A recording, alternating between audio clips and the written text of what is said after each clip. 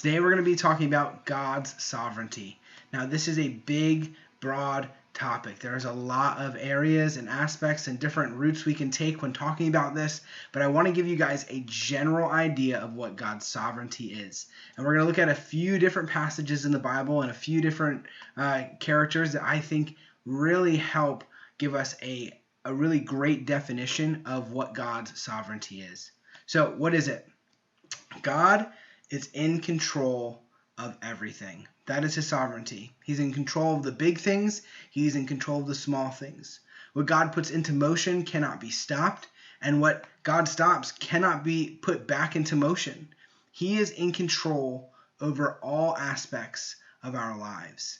And I want to look at a couple different verses throughout the scriptures that I just think really do a great job of giving us a good definition of sovereignty. So the first book we're going to be in is Job. Now, if you haven't read the book of Job, I really encourage you to read through the entire book.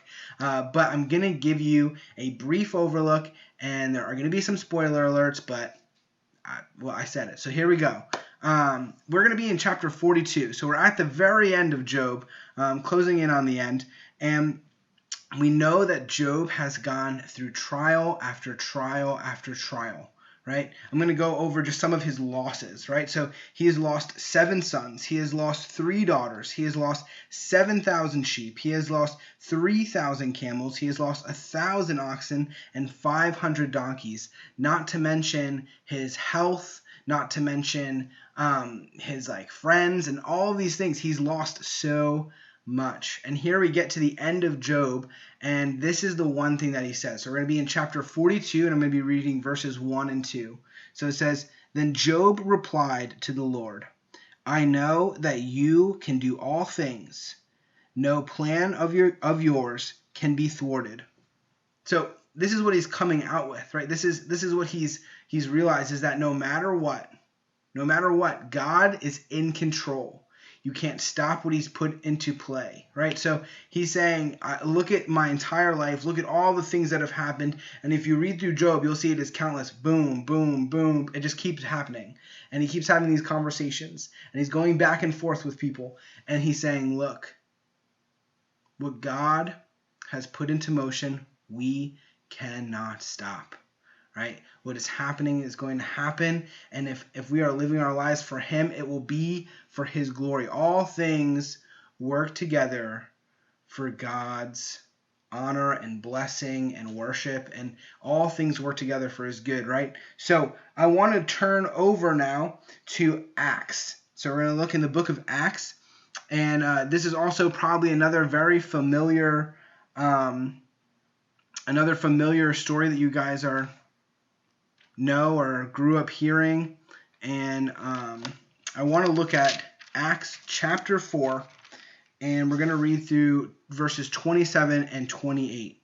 So Acts chapter 4 verses 27 and 28 says, "Indeed, Herod and Pontius Pilate met together with the Gentiles and the people of Israel in this city to conspire against your holy servant Jesus, whom you anointed.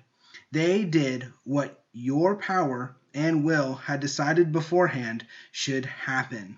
All right, so I want to look at these 2 verses because this is something crazy to consider. Again, all falling under the realm of God's sovereignty, that everything is in his control and everything is in his power.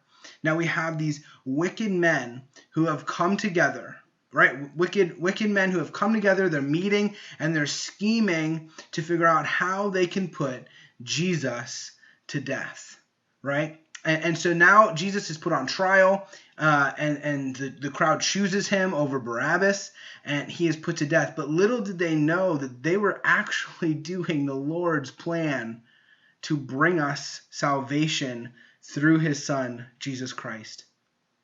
Right? So we even see through the wicked men, God uses them to fulfill his plan and his glory by putting his son to death so that he could rise again and ascend back into heaven. And now we have this opportunity of salvation, right? That if we accept salvation through faith, we now have hope in eternity.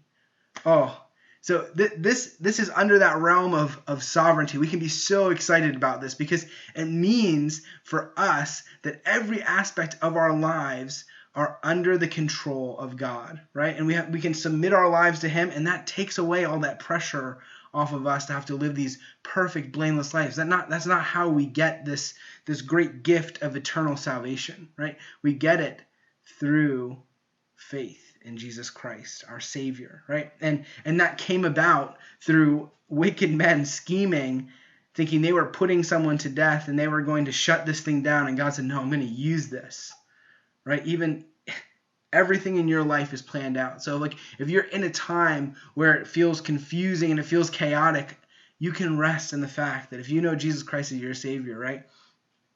Everything is in his control.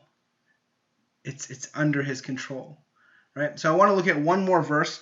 I want you guys to turn over to Colossians chapter 1, and we're going to be reading verses 16 and 17. And I think that this verse, this is what I'm going to end with. This sums it up, I think, beautifully and perfectly. So verses 16 and 17 says, "For by him all things were created, things in heaven and on earth, visible and invisible, whether thrones or powers or rulers or authorities, all things were created by him and for him. He is before all things, and in him all things hold together." He is our creator. He is the all-powerful, all-knowing, almighty, all-present creator, and everything is in his control. And if he wants it to happen, he will. And if he doesn't, it won't. Now, this is just a broad spectrum. It goes into every aspect of our lives.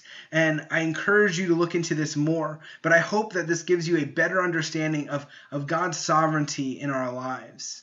I hope that these devotions are just encouraging and they're hopefully giving you guys peace of mind. Right now, we don't know what the future might hold, but we know that because of God's sovereignty, it's in his control. He knows when we'll be back together. He knows when all of this is going to end. And we are so thankful that we can rest in that.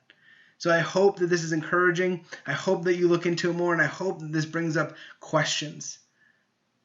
We miss you, and we care about you, and we cannot wait to be back with you guys.